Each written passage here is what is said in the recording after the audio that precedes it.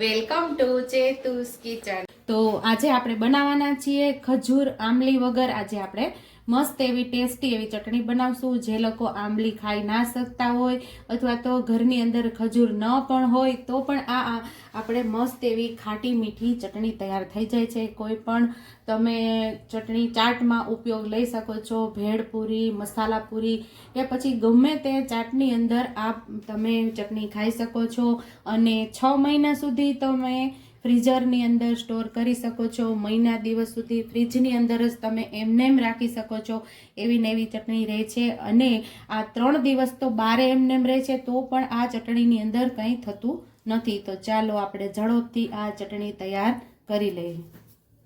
અહીંયા આપણે ગેસ ચાલુ નથી, ગેસ બંધ જ છે અને પેન રાખી દઈશું। બધા મસાલા એમાં ઉમેરવાના છે। તો અહીંયા આપણે 1 ચમચી જેટલો ચાટ મસાલો છે, 1 ચમચી જેટલો આપણે શેકેલા જીરાનો પાવડર છે અને 2 ચમચી આપણે આમચૂર પાવડર લીધો છે અને અડધી ચમચી જેટલું મીઠું લીધું છે અને અડધી ચમચી જેટલું સંચળ લીધું છે અને અડધી ચમચી જેટલો આપણે ગરમ મસાલો લીધો છે। હવે આપણે મસાલા કરીશું। એમાં નાની અડધી ચમચી જેટલી હિંગ લીધેલી છે,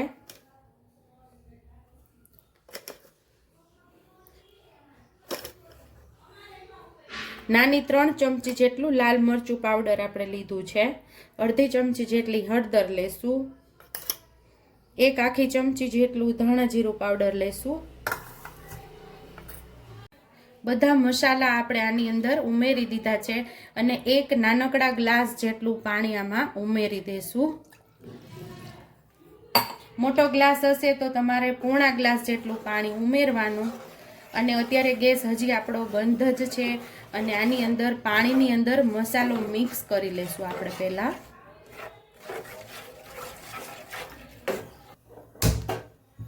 હવે આપણે અહીંયા ગેસ ચાલુ કરી દીધો છે।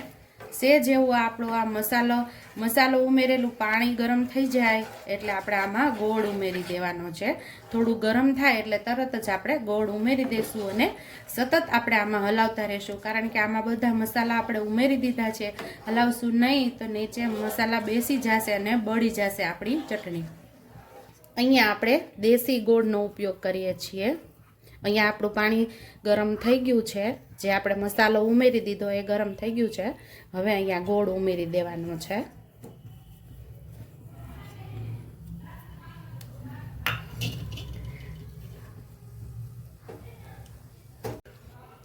અહીંયા આપણો ગોળ પણ સરસ મેલ્ટ થવા લાગ્યો છે। તમે દેશી ગોળ ઉમેરશો ને એટલે આપણા ચટણીનો કલર બહુ મસ્ત એવો આવશે। ગળપણ જે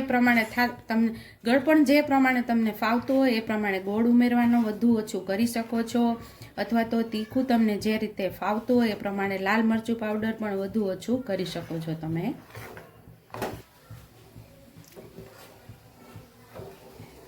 અહીંયા આપણે સરસ ઉકળવા માંડી છે આપણી ચટણી।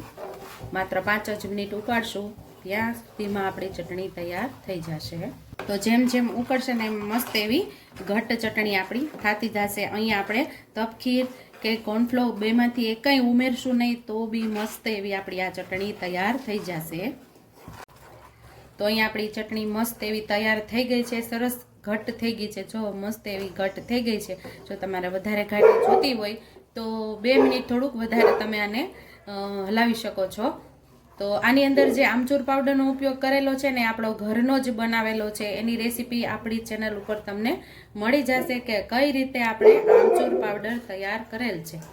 અહીં આપણી ચટણી રેડી થઈ ગઈ છે। તો સર્વિંગ બાઉલમાં હવે ચટણીને આપણે સર્વ કરી લેશું।